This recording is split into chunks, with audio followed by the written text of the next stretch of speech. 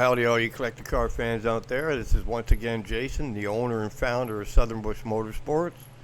Well, I got a pretty good Tales from the Bush for you today. This is more of a collage of it was a folder that I found, and I don't remember a lot of these pictures, but I'll tell you right now, there was some pretty cool stuff in there. I know some of these cars that I bought, but a lot of this stuff I don't remember where it came from, but they're cool stuff, so I wanted to share it with you.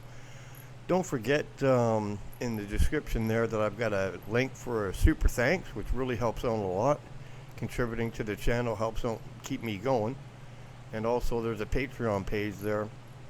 You know, I'd love to be able to stop going out that door every day and continue with this Tales from the Bush, because I literally have hundreds of thousands of pictures, and I'd love to be able to continue my dream with my book that I wrote, Tales from the Bush, and be able to get it out to everybody.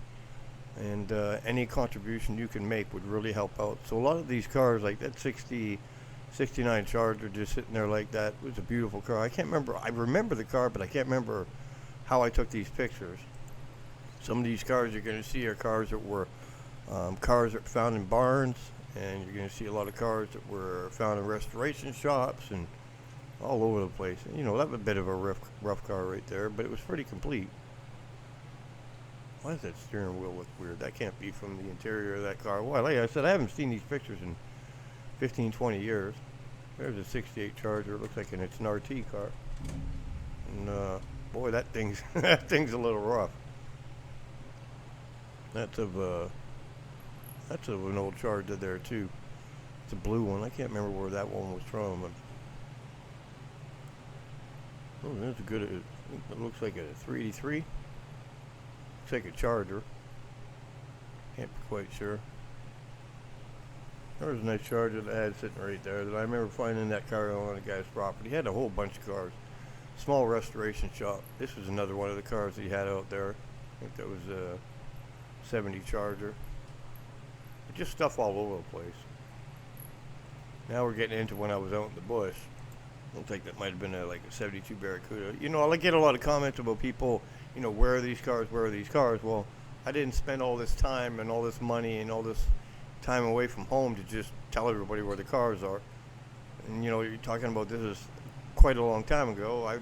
I doubt these cars were even still there. They're probably still there, but, you know, sending me messages and asking me where the car is not really going to help much, because I don't remember. That's a 71 Cuda convertible. I don't remember if there was anything special about that car, but it was, you know, it was what it was. It was a Cuda convertible. I don't think it was a Barracuda convertible. I'm pretty sure it was a 71 Cuda convertible. Could have been anything. The back end of a 68 Charger, but look at how solid that car is. Quarters are good. The rear window's good. One of the biggest points about this video is that these cars are still out there. There's no question these cars are still out there. They're buried. They're tucked in people's garages. They're tucked everywhere, but they're still out there, and it's worth, you know, adventuring out. But if I was to tell somebody how I found cars the most was, don't look for that 69 Charger that's parked in somebody's front yard, because they're doing that just so you will stop and talk to them, just so they can say, no, it's not for sale. These cars are people stuck these cars way back behind a barn, way back behind a building, and that's where you got to look. If you're diehard and you're going to go look for cars, that's my advice to you, is just drive around. Go to a rural area in your area, you know, pick it a Sunday or whatever, go with your kid, go by yourself, pack a lunch, get your binoculars, have a map, and be able to mark where you're at. I don't even know what that is, but it's a convertible. And go into some of these rural areas where farms and stuff and barns and all that stuff, and that's where these cars are. It's another picture of that 71 convertible, and I don't see an engine in there. I see some Hemi parts on the ground there, though. That's a Charger picture right there, but you know, that's how you find these cars. I went to world history libraries and looked at old newspaper clippings. You know, Johnny drove the 69 Charger off the bridge, and it went into the water, 69 Hemi Charger. Well, back then, they didn't go get that car, so that car's still sitting down there, and that's what I went and did. Is I went go down, find that car, and pull it out of the water, because that 69 Hemi Charger that wasn't worth a hoot back then is now worth a lot of money, and it's still sitting down there.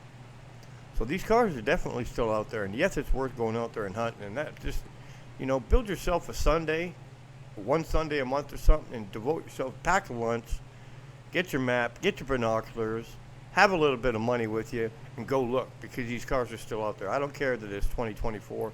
These cars are still out there. And a lot of the people that park these cars, I mean, look at this. This was parked way back in the woods.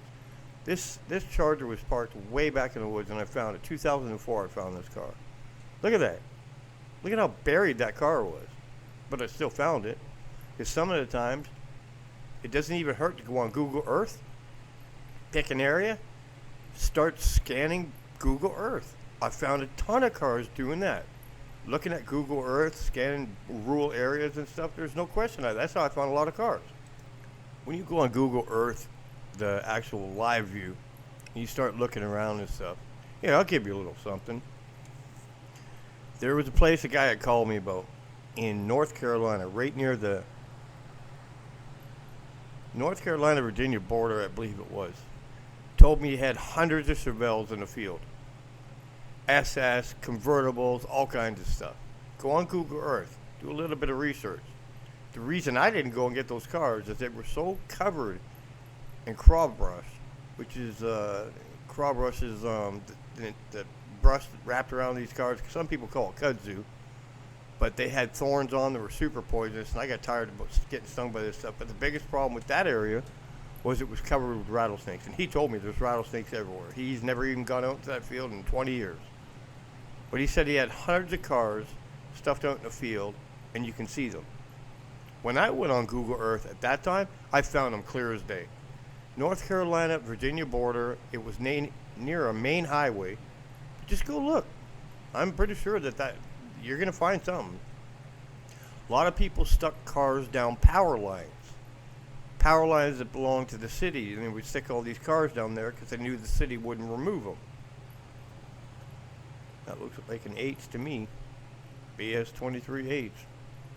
There's a rough out 72, 73 CUDA. But these are some of the secrets on how I found some of these cars. I didn't just find the cars that were sitting in people's front yard. The 71 CUDA convertible right there. Not much left of that one. The devout fans that are actually reading and listening to this entire video, I want to keep this going. Look at that CUDA convertible right there.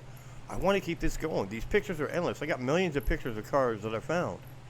And I'd rather be doing this than walk out this door every day so people can actually continue my work and find these cars. And I'll give you locations and stuff. It's a 70 Charger RT too. If you can contribute with the Patreon, or you can do with the super thanks, any contribution will help me to keep doing this, because trust me, I spent 20 years in the bush in the field. I devoted my life. I sacrificed 2 marriages. Trust me, this was my world, and it still is my world, and I'm glad to be out of retirement, and I want to share all this stuff with everybody. Here's my devotion to people that are actually watching these videos and listen to the end. You want to find a Superbird? You want to find a Daytona? I'll tell you the secret. Florida. I'll say it again, Florida. There's so many Superbirds and Daytonas down in Florida that it is mind-boggling. You're also going to find a ton of cars in North Carolina. I don't care where in North Carolina you go. If you want to spend some money and take a week away from work, get into North Carolina and go into some rural areas and pay attention. Use binoculars. Map it. These cars are still out there. These guys know what they're kind of worth right now, but they're still out there.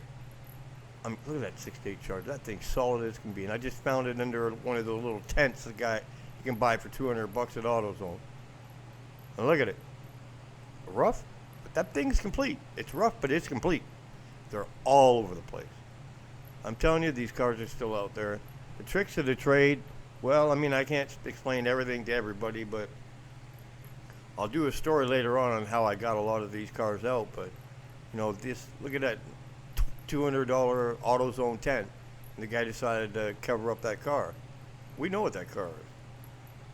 Look at that 68 Charger right there. It doesn't say it's an RT. I don't think it is an RT, but, some people got to start somewhere. They can't afford everything. But I'm telling you, these cars are still out there, because the ones that didn't get crushed in the very beginning, they're still out there. Because nobody wants to deal with them anymore, so they just push them to the back of the property, grandson inherits it. He doesn't want to do anything with the damn car because he doesn't know what to do with it. But there's still us guys out there. God, that 71 was so rough. There's nothing left of that car. But it was a convertible. It's savable. It'll cost a lot of money, but it's savable. You know, these younger generations that are coming up don't know what to do with these cars, so there's a big window there. There's a really big window there for you to find a car. Thanks for coming by Southern Bush Motorsports and checking out Tales from the Bush, and don't forget to look at the Patreon page.